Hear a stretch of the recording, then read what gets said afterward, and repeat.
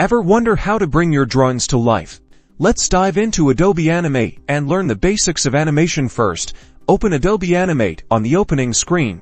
Click Create New and choose the settings for your project, choosing a suitable size for your animation. Now, let's explore the Workspace. The timeline located at the bottom is where animation happens. With frames arranged horizontally, think of each frame as an individual picture in your movie. On the main stage, we'll work with the tools, color tools, and the other tools. Now, select the oval tool from the toolbox on the left, click and drag on the stage to draw a circle. This will be our basic object to animate. Once we drew a circle, we can adjust the color. Next, select frame 20 by clicking on it from the top menu. Select Insert, Create Motion Tween. Select this frame and click the circle and drag it to a different spot. Now play your animation to see your creation in action. Congratulations, you have created a basic animation.